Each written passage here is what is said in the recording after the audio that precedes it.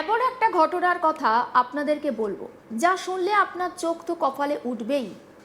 ভাবুন তো, এলাকার দাপুটে তৃণমূল নেতার ভাই সাধারণ মানুষের চোখের আড়ালে একটা আস্ত প্রাসাদ বানিয়েছে। আর সেই প্রাসাদের ভিতরে বছরের পর বছর ধরে কী সব কাণ্ড কারখানা চলছিল। দক্ষিণ চব্বিশ পরগনার বাসন্তীতে যা ঘটেছে তা শুধু একটা ক্রাইম স্টোরি নয়, এটা ক্ষমতার দম্ভ আর সাধারণ মানুষের ক্ষোভের একটা জ্বলন্ত উদাহরণ। এই ভিডিওর প্রত্যেকটা মিনিট আপনার চোখ কপালে তুলতে বাধ্য, তাই কোথাও যাবেন না, অবশ্যই শেষ পর্যন্ত সঙ্গে থাকুন। ঘটনার সূত্রপাত দক্ষিণ চব্বিশ পরগনার বাসন্তী থেকে। এলাকার মানুষ দীর্ঘদিন ধরে একটা নাম নিয়ে তটস্থ ছিল, শ্রীরাম মণ্ডল।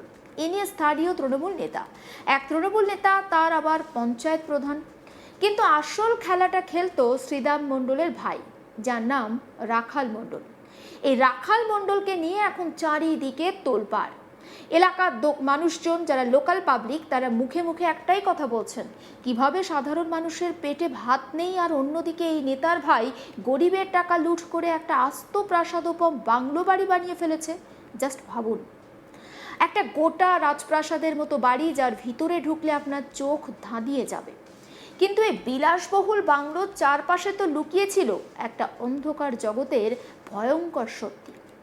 আচ্ছা, আপনার কি মনে হয় না যে একটা রাজনৈতিক দলের নাম ভাঙিয়ে কিভাবে দিনের পর দিন এই ধরনের সাম্রাজ্য তৈরি হয়?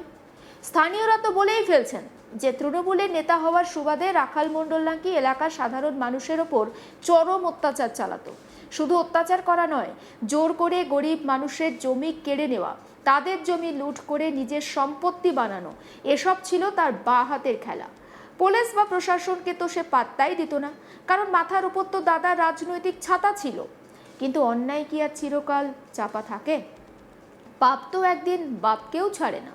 আর সেটাই প্রমাণিত হলো যখন ওই বাংলোর দরজা বন্ধ করে আসল খেলাটা চলছিল। খবর অনুযায়ী ওই রাজপ্রাসাদের মতো বাংলো বাড়িতে দিনের পর দিন চুপি চুপি চলছিল মধুচক্রের আসর। ভাবুন তো একবার, যে বাড়িতে মানুষের হক ছিনিয়ে নেওয়া টাকা লেগে রয়েছে, সেই বাড়িতেই রমরমিয়ে কিনা চলছিল অবৈধ কারবার। এলাকার যুব সমাজ থেকে শুরু করে বহিরাগতদের আনাগোনা তো লেগেই থাকতো। সাধারণ মানুষ দীর্ঘদিন ধরে ফিসফাস করতো, ভয়ে কেউ মুখ খুলতে সাহস পেত না, কারণ তার এত স্পর্ধা যে এলাকার নেতার ভাইয়ের বিরুদ্ধে টু শব্দটি করবে। কিন্তু সহ্য শক্তির তো একটা সীমা থাকে, আর সেই সীমা যখন পার হয়ে গেল, তখন গ্রামবাসীরা যা করলো তা দেখে পুরো এলাকার পুলিশ প্রশাসনেরও তো ঘুম উড়ে গিয়েছে। ঠিক কী হয়েছিল সেদিন? ভিডিওটা স্কিপ না করে শুনতে থাকুন, কারণ এই জায়গাতেই রয়েছে আজকের সব থেকে বড় টুইস্ট। গ্রামবাসীরা সহ্য করতে না পেরে নিজেরাই তো একজোট হলেন। তারা ঠিক করেন আর নয় ভয়, এবং এই রাজত্বের একটা ফয়সালা হবেই। যেমন ভাবা তেমন কাজ। ওই তৃণমূল নেতার ভাই রাখাল মণ্ডলের সেই প্রাসাদোপম বাংলো বাড়িটা একেবারে, সেখানে হানা দেয় ক্ষুব্ধ গ্রামবাসীরা। ভিতরে তখন কি চলছিল তা হাতে নাতে ধরার জন্য সাধারণ মানুষ তো দল বেঁধে এগোয়। আর ঠিক তখনই সেই বাংলোর ভিতরে যা দেখা গেল তা কল্পনার বাইরে। গ্রামবাসীরা একেবারে হাতে নাতে ধরে ফেলেন রমরমিয়ে চলা সেই মধুচক্রের আসর। একটু কল্পনা করুন না সেই মুহূর্তটার কথা। চারিদিক থেকে মানুষ ঘিরে ধরেছে সেই বিলাসবহুল বাড়ি, ভিতরে তখন হাহাকার পড়ে গিয়েছে। পুলিশের সাহায্য ছাড়াই গ্রামবাসীরা যেভাবে আইন নিজেদের হাতে তুলে নিয়ে ওই অবৈধ কারবারকে ধরে ফেললো, তাতে ওই পাচারকারী আর অপরাধীর পা কাঁপতে শুরু করেছিল। ভয়ে হুড় করে বা সেখানে হুড়োহুড়ি পড়ে যায় সেই প্রাসাদোপম বাংলোর ভিতরে। গ্রামবাসীদের তাড়া খেয়ে ক্ষোভের মুখে পড়ে শেষ পর্যন্ত পালিয়ে যাওয়া আর সম্ভব হয়নি। গ্রামবাসীরা তাদের সাহসিকতার পরিচয় দিয়ে হাতে নাতে ধরে ফেলে অরবিন্দ মণ্ডল নামের এক অভিযুক্তকে। ভাবুন অবস্থাটা, অপরাধ লুকিয়ে রাখার জন্য এত বড় প্রাসাদ, এত ক্ষমতা, এত টাকার গরম, আর শেষমেশ মানুষের হাতে ধরা পড়তে হলো। অরবিন্দ মণ্ডলকে যখন গ্রামবাসীরা পাকড়াও করে, তখন তার মুখের অবস্থা দেখার মতন ছিল। সে তো ভয়ে একেবারে থরথর করে কাঁপছিল। পরে খবর দেওয়া হয় পুলিশে। পুলিশ এসে অরবিন্দ মণ্ডলকে নিজেদের হেফাজতে নেয়। আসল শোনায় স্থানীয় বাসিন্দা সুবল বিশ্বাসের বক্তব্য।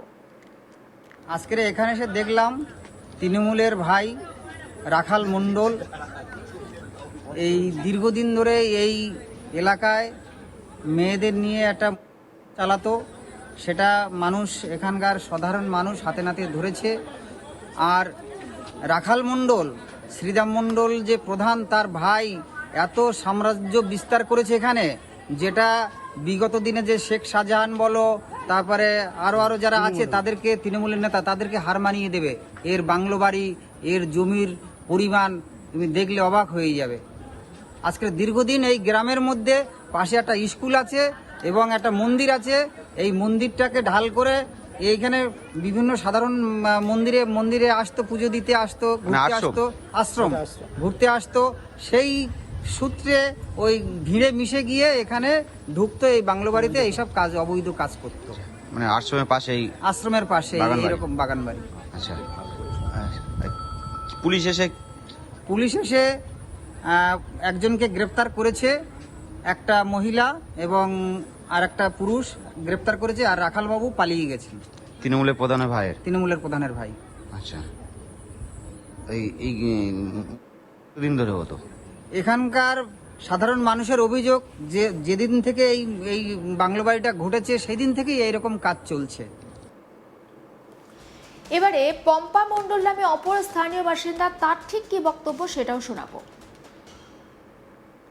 এখানে এসে দেখলাম একটা মেয়ে, রাখালের ওই সিদামের ভাই রাখাল আর ওই অরবিন্দ, ওরা দুজন ছিল। একটা মেয়ে পালিয়ে গেছে, একটা মেয়ে ছিল এখানে চলছিল। সেইখানে আমরা হাতে নাতে ধরেছি। আর আমরা ধরার পরে পুলিশ আসলো, তাদের অ্যারেস্ট করলো। আমরা যখন অ্যারেস্ট করলো তখন রাখালের ভাই, এই রাখাল চলে গেছে। এবার রাখালের আমরা শাস্তি চাই, এটাই আমরা আবেদন রাখছি। আচ্ছা, শাস্তি চাই। মানে এই বাগান বাড়িতে মহিলাদেরকে নিয়ে আসতো? হ্যাঁ, মহিলাদের নিয়ে আসতো। দীর্ঘ 10 বছর ধরে এই চলছে। আপনার বলেনি প্রশাসনকে? পুলিশ প্রশাসনকে বলে কি করব, যেহেতু ওটা রাখালের সিদামের ভাই, তাই জন্যে এখানে বললে কোনো পুলিশ প্রশাসন কাজ করে না। আচ্ছা। এটা টিএমসির মানে দুর্নীতি রাজ্য, বললেও কোনো আমাদের সমস্যা মিটবে না, তাই আমরা বলিনি। বেকার বলে কোনো লাভ নেই। প্রধানের ভাই বলে? হ্যাঁ, প্রধানের ভাই বলে কেউ মুখ খুলতো না। আচ্ছা, তো বিশাল সাম্রাজ্য। হ্যাঁ, ওখানে দুর্নীতির টাকা যত পেয়ে। অমিত পুরকায়েত নামে অপর স্থানীয় বাসিন্দা, তার অভিযোগটা কি আসুন শোনায়। আমরা আসার পর এক গ্রামবাসীর অভিযোগ, ভেস্টেড ল্যান্ড সব দখল করে মাটি ভর্তি করে উনি দখল করেছে, করে এই বাংলো বাড়ি করেছে। এখান থেকে এসেই আমরা একজন মহিলা এবং একটা পুরুষকে হাতে নাতে গ্রামবাসী ধরে কিছুক্ষণ পর থানার অফিসার এসে তাদেরকে অ্যারেস্ট করে নিয়ে যায়।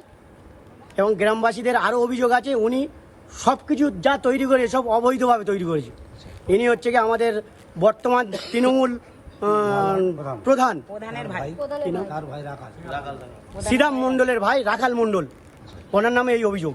মানে এই যে মহিলাদেরকে নিয়ে কি ফুর্তি করতো গ্রামবাসীর অভিযোগ, মহিলাদের নিয়ে সবসময় এখানে ফুর্তি করতো, নানান জায়গার মানুষ এখানে আসতো বাগান বাড়িতে। হ্যাঁ, রাত দিন।